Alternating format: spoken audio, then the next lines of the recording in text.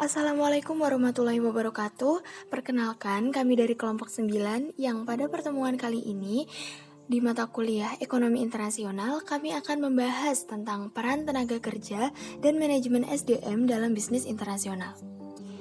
Pertama-tama, perkenalkan kelompok kami yaitu 1. Novia Nur Anggraini, 2. Hatifan Kulwa Surur, 3. Ruli Sofiana Dewi, dan 4. Binti Isnawatul Malika. Baik, pada bab pertama, yaitu kita akan membahas tentang mobilitas tenaga kerja. Pada bab ini akan dijelaskan oleh pemateri pertama.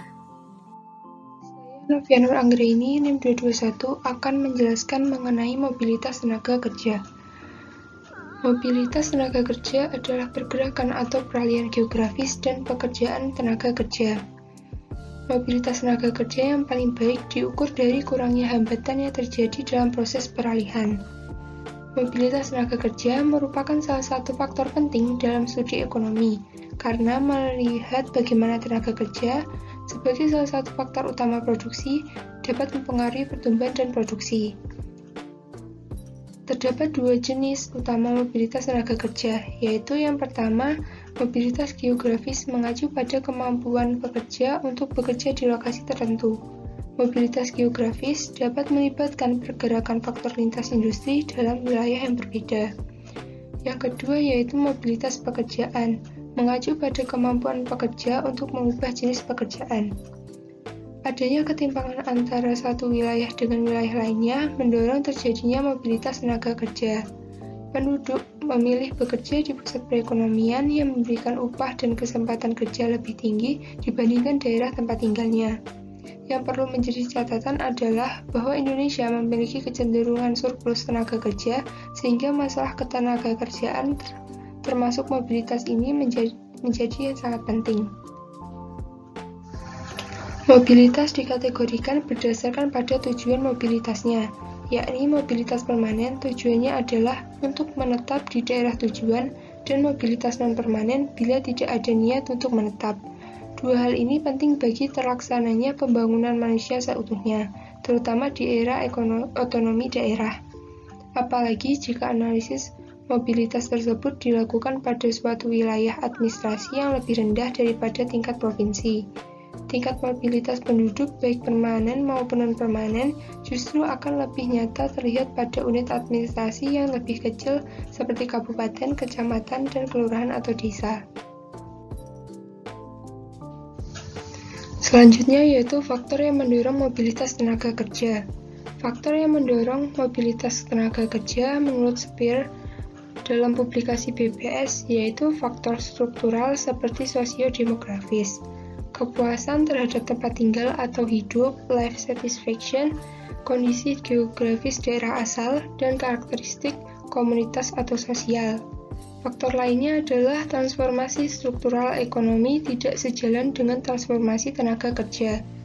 Ketika perekonomian cenderung mengarah ke sektor industri, tenaga kerja justru lebih banyak tertampung di sektor pertanian, sehingga pertumbuhan ekonomi yang terjadi tidak berdampak real bagi kesejahteraan tenaga kerja. Di sisi lain, keberadaan mobilitas tenaga kerja ini diduga mampu mengurangi ketimpangan antar wilayah. Peningkatan mobilitas tenaga pekerja mengindikasikan semakin terpusatnya ekonomi di suatu wilayah. Hal ini yang kemudian menarik penduduk luar wilayah tersebut untuk bekerja di pusat perekonomian atau pusat industri dan perdagangan. Mobilitas tentu tak hanya dari sisi kemauan pekerja, namun juga ketersediaan sarana dan prasarana yang mendukung aktivitas tersebut. Hambatan mobilitas tenaga kerja. Hambatan mobilitas membatasi pekerja untuk berpindah antar perusahaan, pekerjaan yang berbeda, area domestik yang berbeda, atau bahkan antar negara. Ketika mereka pindah, ada beberapa risiko yang harus mereka tanggung, termasuk gaji, senioritas, hak pensiun, dan lingkungan kerja yang mendukung. Ketika mereka bergerak secara geografis, mereka juga menghadapi masalah yang berkaitan dengan perumahan, transportasi, kontrol imigrasi, perbedaan bahasa dan budaya, dan pengakuan kualifikasi mereka. Untuk yang terakhir, pekerja mungkin telah menerima sertifikasi profesional, tetapi itu hanya berlaku di dalam negeri, bukan di luar negeri. Dengan demikian, ketika bekerja di luar negeri, sertifikasi tidak lagi merupakan pengakuan atas keahlian mereka. Mobilitas tenaga kerja merupakan akibat dari proses panjang aktivitas perekonomian dan dengan berbagai latar belakang. Tidak dapat secara penuh dinyatakan sebagai sesuatu yang baik maupun buruk, terlebih karena kondisi yang sangat dinamis. Dilihat dari sudut pandang positif, mobilitas pekerja secara tidak langsung dapat membantu pemerataan antara daerah miskin dengan daerah kaya. Adanya kemudahan untuk pindah pekerjaan memberikan kesempatan bagi individu untuk memilih pekerjaan yang sesuai baik dengan cara kerjanya, minatnya, dan gaji yang diinginkannya. Terdapat keyakinan bahwa ketika pekerja sesuai dengan keinginannya, maka tingkat produktivitasnya akan meningkat. Perkenalkan, saya Tiffan Kulwasurur, NIM 12402193222. Baik, di sini saya akan menjelaskan bab kedua, yaitu tentang komposisi angkatan kerja. Nah, komposisi angkatan kerja adalah bauran orang yang tersedia untuk bekerja dalam hal umur, keterampilan, gender, ras, dan agama. Bila pengungsi membanjiri suatu negara, maka pertumbuhan angkatan kerja yang diakibatkannya terdiri atas beragam usia, gender, dan keterampilan. Mereka tidak datang untuk pekerjaan tertentu, melainkan melarikan diri dari tekanan atau kemiskinan. Pada awalnya, para pengungsi mungkin menimbulkan masalah bagi negara tuan rumah yang harus mencoba untuk menyediakan makanan, pakaian, pendidikan, dan lapangan kerja. Angkatan kerja terdiri dari dua kelompok. Yang pertama yaitu pekerja atau employed person, dan yang kedua yaitu pengangguran atau unemployed person. Nah, angkatan kerja pekerja atau employed person adalah individu yang sedang bekerja. Kategori ini mencakup pekerja paruh waktu, pekerja sementara, dan pekerja penuh waktu. Mereka yang memiliki pekerjaan dan mendapat bayaran tapi sedang sakit, cuti, berlibur, dan pelatihan juga masuk kategori ini. Dan yang kedua yaitu pengangguran atau unemployed person, adalah individu yang saat ini menganggur tapi aktif mencari pekerjaan. Mereka mungkin adalah lulusan baru, individu yang berganti pekerjaan, pekerja menganggur dan kembali aktif mencari pekerjaan. Selama belum menemukan pekerjaan yang tepat tapi aktif mencari pekerjaan, mereka masuk ke dalam kategori ini. Nah, angkatan kerja mengecualikan individu usia kerja tetapi tidak aktif mencari pekerjaan. Contohnya adalah pelajar, ibu rumah tangga, pensiunan, dan individu yang mengasuh anak-anak atau anggota keluarga lainnya. Begitu juga dengan pekerja yang putus asa. Mereka berhenti mencari pekerjaan sehingga tidak masuk ke dalam perhitungan. Materi selanjutnya yaitu status sosial, diskriminasi berdasarkan gender, rasisme, masyarakat tradisional, dan kelompok minoritas. Pertimbangan dalam kebijakan pemberian kerja. Nah, pemahaman atas status sosial adalah perlu untuk memahami budaya-budaya tertentu.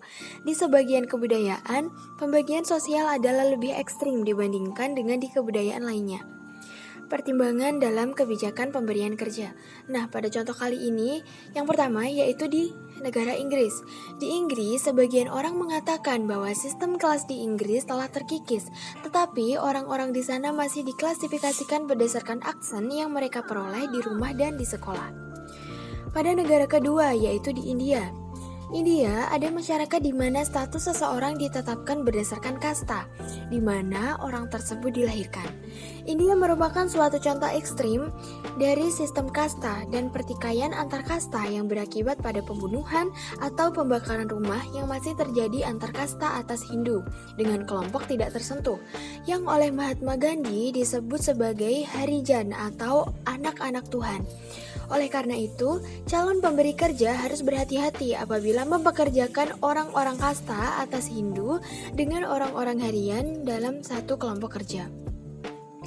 Pada negara selanjutnya yaitu di Jepang. Di Jepang masih ada kasta yang berasal dari abad ke-17 ketika rezim feodal Tokugawa yang berkuasa menerapkan aturan kekuasaan yang kaku dalam kelompok masyarakat, yang para samurai merupakan prajurit pengatur berada pada tingkatan tertinggi. Di bawah mereka semua adalah petani dan pengrajin, kemudian pedagang, dan pada tingkatan terendah adalah mereka yang memiliki pekerjaan yang dianggap kotor dan kasar seperti tukang jagal, tukang daging, dan penyamak kulit. Materi selanjutnya yaitu hubungan pemberian kerja karyawan yang akan dijelaskan oleh pemateri berikutnya. Hubungan kerja atau hubungan kepegawaian merupakan salinan kata Inggris employee relation, industrial relation, atau employee-employer relation. Employee relation adalah hubungan timbal balik antara pegawai dengan majikan atau pengusaha. Dasar hubungan kepegawaian adalah kontrak kerja atau sebangsanya yang secara formal disepakati oleh kedua belah pihak. Dalam hubungan ini terdapat beberapa macam lingkungan sumber daya manusia. Yang pertama, operasional tempat sumber daya manusia bekerja. Yang kedua, employer, pengusaha, dan majikan. Yang ketiga, masyarakat umum, masyarakat terkait atau stakeholder, dan masyarakat yang berkepentingan. Keempat, pasar kerja. Kelima, profesional. Keenam, manusia.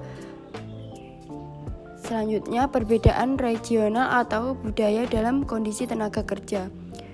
Yang pertama, budaya kerja seumur hidup di Jepang mulai menghilang.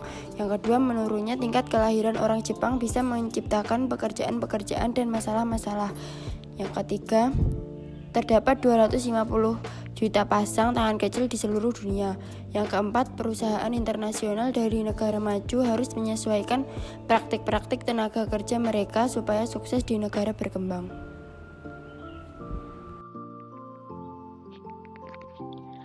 Untuk materi selanjutnya yaitu penempatan staf, berita baik dan kesulitan-kesulitannya. Untuk penempatan staf sendiri berarti mengalokasikan karyawan pada posisi kerja tertentu yang hal ini khusus terjadi pada karyawan baru. Sementara untuk karyawan lama yang telah menduduki jabatan atau pekerjaan termasuk juga sasaran dari fungsi penempatan karyawan dalam artian mempertahankan pada posisinya atau memindahkan pada posisi yang lain. Lalu langkah awal dalam menghasilkan sumber daya manusia yang terampil dan handal perlu adanya suatu perencanaan dalam menentukan karyawan yang akan mengisi pekerjaan yang ada dalam perusahaan yang bersangkutan. Keberhasilan dalam pengadaan tenaga kerja terletak pada ketepatan dalam penempatan karyawan, baik penempatan karyawan baru maupun karyawan lama pada posisi jabatan yang baru. Kemudian proses penempatan kerja merupakan suatu proses yang sangat menentukan dalam mendapatkan karyawan yang berkompeten yang dibutuhkan oleh perusahaan. Karena penempatan yang tepat dalam posisi jabatan yang tepat akan membantu perusahaan dalam mencapai tujuan yang diharapkan. Selanjutnya, faktor-faktor yang mempengaruhi penempatan sumber daya manusia. Menurut Bambang Wahyudi yang dikutip dari Suwanto, dalam melakukan penempatan kerja hendaknya mempertimbangkan faktor-faktor sebagaimana berikut. Yang pertama yaitu pertumbuhan perusahaan, di mana pertumbuhan bisnis perusahaan akan menciptakan posisi pekerjaan baru yang menyebabkan terjadinya pengisian posisi pekerjaan baru, baik melalui promosi karyawan yang sudah ada atau promosi karyawan baru. Kemudian latar belakang pendidikan. Prestasi akademis yang dimiliki tenaga kerja selama mengikuti pendidikan sebelumnya harus juga dipertimbangkan, khususnya dalam penempatan tenaga kerja tersebut untuk menyelesaikan tugas pekerjaan serta mengemban wewenang dan tanggung jawab. Kemudian yang ketiga yaitu usia. Faktor usia tenaga kerja yang lulus seleksi perlu dipertimbangkan dalam penempatan tenaga kerja. Penempatan tenaga kerja berdasarkan usia perlu dilakukan untuk menghindari rendahnya produktivitas yang dihasilkan oleh karyawan yang bersangkutan. Yang keempat, keterampilan kerja. Kecakapan atau keahlian untuk melakukan suatu pekerjaan juga harus diperoleh dalam praktek. Keterampilan kerja ini dapat dikelompokkan menjadi 3 kategori, yaitu keterampilan mental, keterampilan fisik, dan juga keterampilan sosial. Yang terakhir yaitu pengalaman kerja. Pengalaman bekerja pada pekerjaan sejenis perlu mendapatkan pertimbangan dalam penempatan kerja karyawan. Kenyataan menunjukkan makin lama karyawan bekerja, makin banyak pengalaman yang dimiliki karyawan yang bersangkutan. Sebaliknya, semakin singkat masa kerja, semakin sedikit pula pengalaman yang diperoleh. Selanjutnya, untuk prosedur penempatan karyawan berkaitan erat dengan sistem dan proses yang digunakan. Berkaitan dengan sistem penempatan, Bisiswanto Sastrohardiwiryo yang dikutip oleh Suwanto mengemukakan harus terdapat maksud dan tujuan dalam merencanakan sistem penempatan karyawan. Nah, untuk mengetahui prosedur penempatan karyawan sendiri harus memenuhi beberapa persyaratan berikut. Yang pertama, yaitu harus ada wewenang untuk menempatkan personalia yang datang dari daftar personalia yang dikembangkan melalui analisis tenaga kerja. Yang kedua, harus mempunyai standar yang digunakan untuk membandingkan para calon pekerjaan. Lalu harus mempunyai pelamar pekerjaan yang akan diseleksi untuk ditempatkan. Lalu tujuan dari penempatan sumber daya manusia itu sendiri yaitu mengarahkan perilaku, begitu juga dengan penempatan karyawan. Manajer sumber daya manusia menempatkan seorang karyawan atau calon karyawan dengan tujuan antara lain agar karyawan bersangkutan lebih berdaya guna dalam melaksanakan pekerjaan yang dibebankan, serta untuk meningkatkan kemampuan dan keterampilan sebagai dasar kelancaran tugas. Maksud diadakan penempatan karyawan adalah untuk menempatkan karyawan sebagai unsur pelaksanaan pekerjaan pada posisi yang sesuai dengan kriteria sebagai berikut. Yang pertama yaitu kemampuan, kemudian kecakapan, dan yang ketiga yaitu keahlian. Selanjutnya yaitu tentang kompensasi yang diterima SDM dalam bisnis internasional. Kompensasi sendiri adalah segala sesuatu yang diterima para karyawan sebagai balas jasa untuk kerja mereka. Ada dua tingkat kompensasi, yaitu kompensasi yang absolut, yaitu menentukan segala kehidupan karyawan, dan kompensasi relatif yang menunjukkan status, martabat, dan harga mereka. Tujuan dari administrasi dari kompensasi itu sendiri adalah memperoleh personalia yang qualified, lalu mempertahankan para karyawan yang ada sekarang, menjamin keadilan, menghargai perilaku yang diinginkan, dan mengendalikan biaya-biaya. Program kompensasi internasional. Perusahaan internasional yang telah memperkerjakan tenaga kerja dari berbagai negara juga menghadapi masalah kompensasi yang berbeda, mulai dari keanekaragaman hukum, biaya hidup, pajak, dan faktor lainnya yang harus dipertimbangkan dalam membuat dan menghitung nilai kompensasi yang diberikan kepada tenaga kerja asing. Selanjutnya, tujuan dari kompensasi internasional yaitu menarik dan mempertahankan para karyawan yang berkualitas untuk penugasan-penugasan internasional dari perspektif perusahaan induk, tetapi meliputi PCN, HCN, dan TCN. Yang kedua, memfasilitasi transfer antara cabang-cabang asing, dan perusahaan induk, biasanya di kantor pusat, dan antara perusahaan induk dan lokasi-lokasi asing. Yang ketiga, menetapkan dan memelihara suatu hubungan yang konsisten dan layak antara kompensasi para karyawan dari semua cabang, baik di negara asal maupun di luar negeri. Memelihara kompensasi yang layak dalam kaitannya dengan praktik-praktik para pesaing, sekalipun belum meminimalisasi biaya-biaya pada tingkatan yang memungkinkan dan lain-lain. Satu dari pertimbangan terpenting untuk perusahaan-perusahaan multinasional dalam merencanakan atau merancang program-program kompensasi adalah masalah dapat dibandingkan atau comparability, meskipun biaya adalah mungkin pertimbangan utama dan tambahan yang sangat dekat. Masalah comparability sedikitnya memiliki dua komponen yang signifikan. Yang pertama, memelihara gaji dan tunjangan-tunjangan yang dapat dibandingkan untuk para karyawan yang sama di perusahaan-perusahaan lain dan untuk rekan kerja dalam perusahaan yang sama, untuk para karyawan yang ditransfer dari suatu negara ke negara lainnya, entah dari perusahaan induk ke cabang-cabang asing, atau dari cabang ke cabang lainnya atau ke kantor pusat. Yang kedua, mempertahankan gaji dan tunjangan yang kompetitif dan layak di antara berbagai operasi asing organisasi.